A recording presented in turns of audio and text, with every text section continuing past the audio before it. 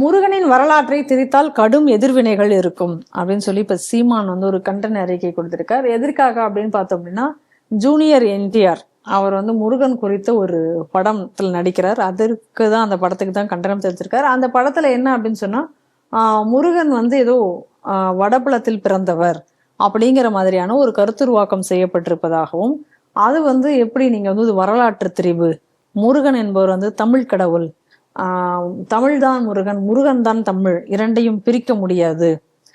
ரெண்டாவது, முருகனுடைய அறுபடை வீடுகள்லாம் தமிழகத்துல தான் இருக்கு, குன்றுதோறும் குமரன் கோட்டங்கள் தமிழகத்துல தான் இருக்கு, தொல்காப்பியம் தொடங்கி திருமுருகாற்றுப்படை வரை சங்க இலக்கியங்கள் எல்லா இடத்துலையும் வந்து சேயோன் நெடுவேல் அப்படின்னு சொல்லி எல்லாம் முருகனை பத்தி தான் எல்லா இடத்துலையும் குறிப்பிட்டு இருக்கு. அப்படி இருக்கும் பொழுது முருகனை வந்து நீங்க இந்த மாதிரி வடபுலத்தில் அங்கிருந்து வந்த ஒரு கடவுள் அப்படின்னு எல்லாம் சொல்லி இந்த கதையை வந்து திணிக்க முற்படுகிறார்கள். அப்படிலாம் வந்து அந்த படம் வந்தது அப்படின்னு சொன்னா, அந்த படத்தை வந்து தமிழகத்துல நாங்கள் ஓட விட மாட்டோம், திரையரங்குகள்ல பெரிய எதிர்ப்பை சந்திக்க வேண்டியிருக்கும் அப்படின்லாம் பேசியிருக்கார். இப்படி இவ்வளவு நாள் மனிதர்களுக்கெல்லாம் அவர் வந்து இந்த மாதிரி சர்டிஃபிகேட் கொடுத்துக்கிட்டு இருந்தார். இப்ப தெய்வங்களுக்கு சர்டிஃபிகேட் கொடுக்குற லெவலுக்கு அவர் போயிட்டார்னு நினைக்கிறேன். அரசியல் பிழைப்பு நடத்துவதற்கு மனிதர்களை பயன்படுத்தியவர் இப்பொழுது சமயத்தையும் பயன்படுத்துகிறார் அப்படிங்கக்கூடியதை பார்க்கணும். இது அறியாமைன்னு நான் சொல்ல மாட்டேன். ஏன்னா அறியாமைன்னு சொன்னா தெரியாமல் இருப்பது அறியாமை, இது விஷமத்தனம். முதல்ல என்ன அப்படின்னு சொன்னா, முதல்ல சீமானுக்கு ஒரு இழவும் தெரியாதுங்க. இல்லைன்னா தெரிஞ்சா கூட பொய் சொல்றதுங்கிறது அவருக்கு வந்து அது ஒரு பெரிய கஷ்டம் ஒன்றும் கிடையாது. ஒரு சின்ன உதாரணத்துக்கு நான் சொல்றேன். நம்ம இங்கிருந்து வடநாட்டுக்கு யாத்திரை போறோம் அப்படின்னு சொன்னா, அப்ப தேவப்பிரயாகிலிருந்து நம்ம கேதார்நாத் போகும்போது ஒரு ஊர் வரும். இப்போ யாராவது வடக்க இப்போ யாத்திரை கேதார்நாத் யாத்திரைக்கு போகக்கூடியவங்க இருந்தாச்சுன்னா தயவு செய்து அங்கே போங்க. கனக்சௌரி அப்படின்னு ஒரு இடம் வரும். அங்கே என்ன விசேஷம் அப்படின்னு பார்த்தாச்சுன்னா, அங்கே ஒரு முருகன் கோவில் இருக்கு. அந்த முருகன் கோவிலில் என்ன சொல்றாங்கன்னா, அந்த இடத்துல தான் அந்த ஞானப்பழத்திற்கான அந்த பிரச்சனை வந்தது. அங்கிருந்து கோச்சிக்கிட்டு முருகப்பெருமான் தெற்கே நோக்கி வந்து விட்டார் அப்படின்னு அந்த கனக்சௌரி கோயிலில் போயாச்சுன்னா அவங்க நமக்கு வந்து அந்த கோவிலுக்குள்ள வரலாற்றை சொல்வார்கள்.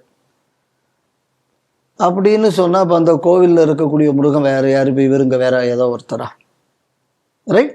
அடுத்தது நேர ஹிமாச்சல் பிரதேஷ் போங்க, இன்னும் வடக்க. அது என்ன, இது கொஞ்சம் மேற்கு பக்கம், இது கொஞ்சம் கிழக்கு பக்கத்துல இருக்கு. அங்க போனீங்கன்னா குட்கின்னு ஒரு கிராமம் இருக்கு. அந்த கிராமத்துக்கு போயாச்சுன்னா அங்க ஒரு முருகன் கோயில் இருக்கு. அவங்க என்ன சொல்றாங்க அப்படின்னா, தாரகாசுரனை இந்த இடத்தில் வைத்துதான் சுப்பிரமணிய சுவாமி வதம் செய்தார் அப்படின்னு சொல்லி அங்க ஒரு குறிப்பு இருக்கு. இந்த கிரௌஞ்ச மலை, இந்த கிரௌஞ்ச மலையை பத்தின பல குறிப்புகள் அருணகிரிநாதர் பாட்டுல வருது. நக்கீரர் பாடல்கள்ல கூட இந்த கிரௌஞ்ச மலையை பத்தி வருகிறது. என்னன்னா, அரக்கர்கள் வந்து கிரௌஞ்ச மலையாக போய் அவங்க ஒளிஞ்சுக்கிட்டாங்க, அதை வந்து முருகன் தன் வேல் கொண்டு அதை வீழ்த்தினார் அப்படின்னு சொல்லி வருது.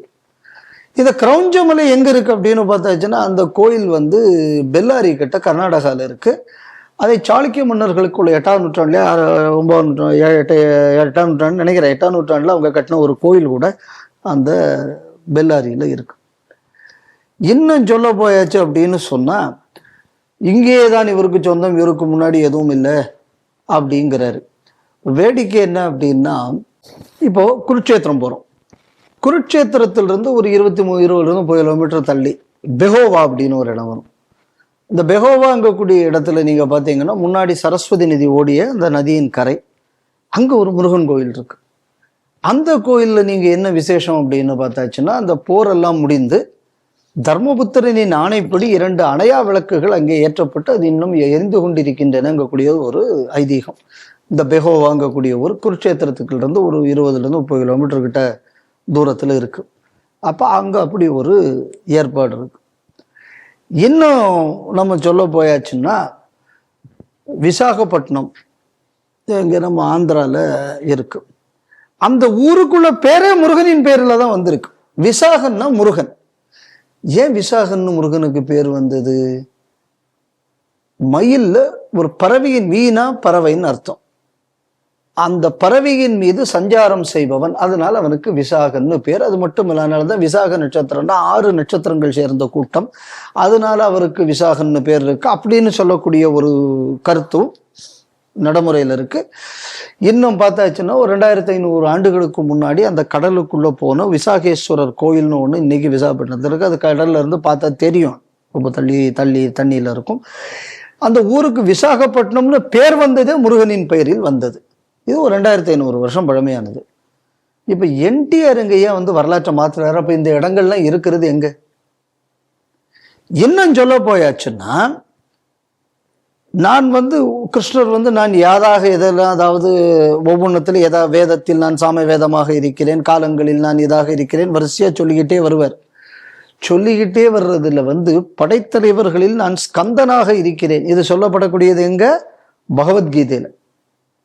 அப்ப முருகபெருமானை பற்றிய குறிப்பு இங்கக்கூடியது பகவத்கீதையிலே இருக்கு.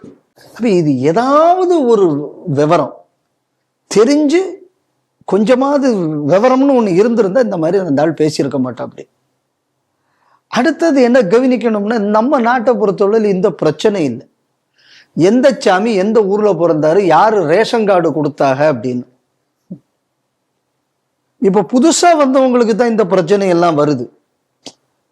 இப்ப பாருங்களேன், ராமர். இப்ப ராமர் எங்க அயோத்தியை ஆண்ட ஒரு மன்னன், அதனால் அவர் உத்தரப்பிரதேசத்துக்காரர், அதனால் நாங்கள் கும்பிட மாட்டோம். நீங்க கொஞ்சம் பேர் நாங்க ராவணனை தான் கும்பிடுவோம், ஏன்னா அவன் எங்க ஊருக்காரன். ஏன்னா ஏதாவது ஒரு முட்டா பயல்களாவது எவனா ஒருத்தன் வால்மீகி ராமாயணத்தை படிச்சா தெரியும். ராவணனுக்குள்ள ஊரு நொய்டா பக்கம், அவன் அங்கிருந்து குபேரனுக்குள்ள பூமியில குபேரனை விரட்டி இலங்கையை அவன் கைப்பற்றக்கூடிய உத்தரப்பிரதேச நொய்டாவை சேர்ந்தவன் ராவணன். பாகவதத்தின் அடிப்படையில திராவிட தேசத்து ராஜாவான சத்தியவர்தனுக்குள்ள வாரிசு இஷ்வாகு, அந்த இஷ்வாகு குலத்தில் தோன்றியவன் ராமன் அப்படின்னு சொல்லியாச்சுன்னா, ராமனுக்குள்ள முன்னோர்களுக்கு ஆதார் கார்டு இருக்கிறது நம்ம மதுரையில் கிருதமாலா நதிக்கரையில தான் அவன் ஆண்டான் அப்படிங்கக்கூடியது பாகவத புராணத்துக்குள்ள குறிப்பு. அப்போ ஹிந்துக்களை பொறுத்தளவுல அந்த பிரச்சனை இல்லை, பாரதியர்களை பொறுத்தளவுல அந்த பிரச்சனை இல்லை. நம்மளை பொறுத்தளவுல என்ன, தென்னாடுடைய சிவனையை போற்றி எந்நாட்டவருக்கும் இறைவா போற்றிங்கிறோம். இமயமேலையில் தோன்றிய முருகனை தமிழ் கடவுளாக நாம் இங்கு கொண்டோம், நமக்கு பிரச்சனை இல்லை. அதுல பாற்கடலில் பள்ளி கொண்டிருக்கிறான் அரங்கன், ஆனால் அரங்கமா நகருளானே இந்திர லோகமானும் அச்சுவை பெரிதும் வேண்டேன் அரங்கமா நகருளானேன்னு நான் ஸ்ரீரங்கத்திலேயே நான் திருவரங்கத்தில் அங்க உள்ள அந்த பார்க்கடல்ல இருக்கக்கூடிய சுகத்தை நான் இங்கேயே அனுபவிக்கிறேன். எனக்கு இந்த ஜியோகிராபிக்கல் பவுண்டரிஸ் எல்லாம் எனக்கு கிடையாது.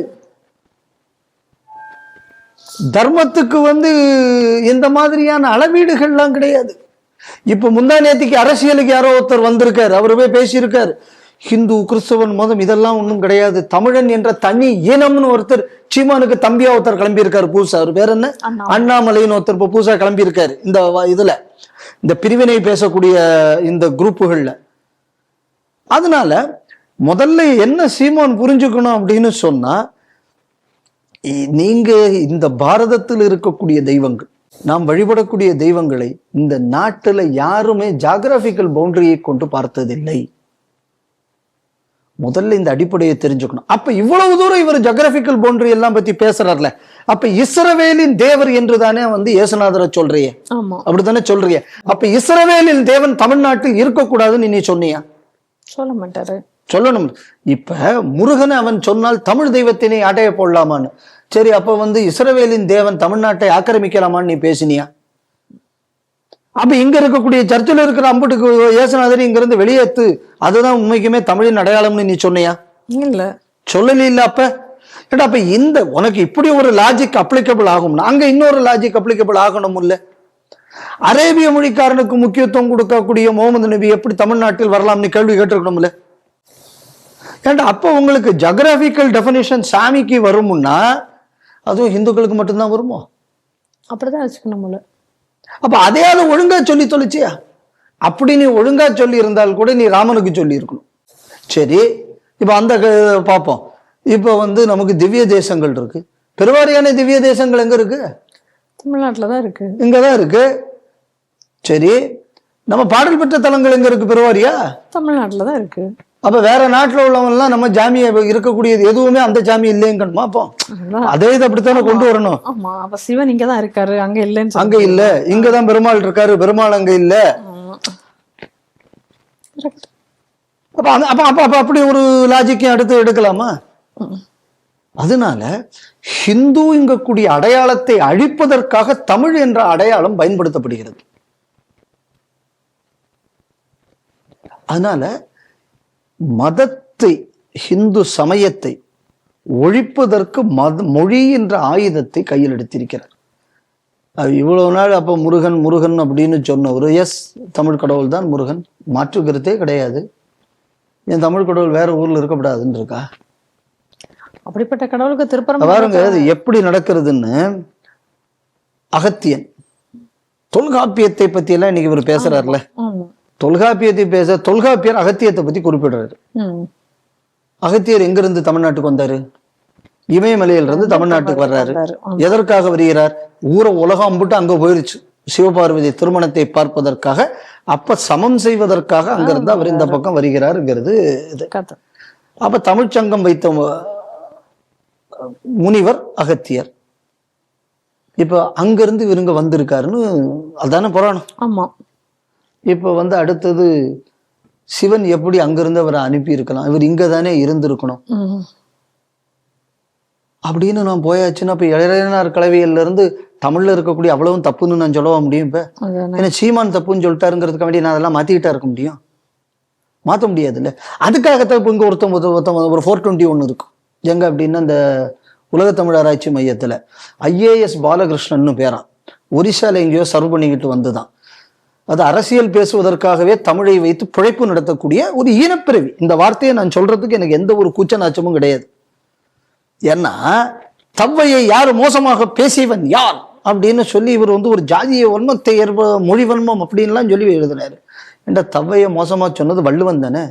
அப்ப திருவள்ளுவர் என்ன சொன்னார்னே தெரியாம ஒரு ஆள் இன்னைக்கு அந்த இடத்துல உட்கார்ந்துருக்கா. அப்படி போற இடங்களில் எல்லாம் ஹிந்து துவேஷ பேச்சு, இதை தவிர வேற தொழிலே கிடையாது அந்த ஆளுக்கு. உலக தமிழ் ஆராய்ச்சி மையத்துல இந்த மாதிரி தமிழும் தெரியாது, தமிழ்ல இருக்கக்கூடிய இலக்கியங்கள் சொல்லக்கூடியதின் ஆழமும் தெரியாது, இல்ல தெரிஞ்சு தனக்குள்ள பதவியை கொடுத்தவர்களுக்காக இதை எல்லாத்தையும் மாத்தி பேசக்கூடிய அயோக்கியத்தனம்.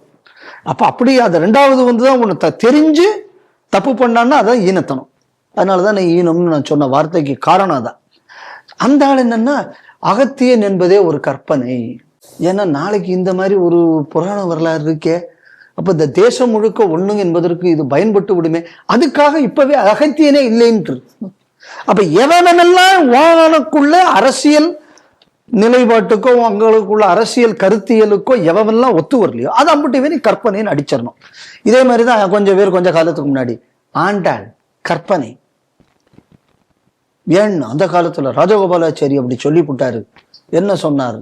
அது ஆழ்வார் தன்னை பெண்ணாக பாவித்து எழுதியது அப்படின்னு அவர் சொன்னார். அதுக்கு எப்படின்னா, இப்ப MA வெங்கடகிருஷ்ணன் ஒருத்தவங்க இருக்காங்க, ஒரு பெரிய படித்தவர் வைணவத்துல, திருவள்ளிக்கேணில இருக்காரு. ராஜாஜி எழுதின உடனே ராஜாஜிக்கு அவர் ஒரு எழுதினார், நீங்க சொன்னது ஏன் தப்புன்னு சொன்ன உடனே ராஜாஜி நான் சொன்னது தப்பு தான்னு திருப்பி சொன்னார். அவர் ராஜாஜி திருப்பி அந்த பிழையை உடன்பட்ட அந்த பெரிய மனிதத்தனத்தை செய்தது ஒரு வயலும் சொல்ல மாட்டான். ராஜாஜியா எழுதினாரு. அதுக்கப்புறம் அவர் MA வெங்கடகிருஷ்ணனுக்குள்ள அப்பா எழுதி அதுக்கு அவர் மறுப்பு சொல்லி நான் சொன்னது தப்பு தான் மன்னிச்சுங்கன்னு சொன்னாரு. அப்போ அதையும் சொல்ல வேண்டியதுன்னு. அதுக்கு இன்டெலெக்சுவல் ஹானஸ்டி வேணும். இதெல்லாம் இவங்கள்ட்ட கிடையாது. ஏன்னா இன்டெலெக்ட்னு ஒண்ணு இருந்தா தானே ஹானஸ்டியை பத்தி யோசிக்கணும். ஹானஸ்டியும் கிடையாது, இன்டெலெக்டும் கிடையாது, ரெண்டுமே கிடையாது. அதனால இவங்கள்ட்ட அதெல்லாம் நம்ம எதிர்பார்க்க முடியாது. அதனால இப்போ மகாபாரதத்துல பகவத்கீதையில நான் இப்போ சொன்ன மாதிரி ஹிமாச்சல் பிரதேஷ்ல, அதே மாதிரி இன்னும் சொல்ல போயாச்சுன்னா நீங்க நல்லா கவனிக்கணும், தாரகாசுரவதம்னு சொல்லக்கூடியது ஹிமாச்சல் பிரதேஷ். கிரௌஞ்சமலையை இது பண்ணினதுன்னு அவங்க சொல்லக்கூடிய இடம் எங்கன்னா கர்நாடகால பெல்லாரி.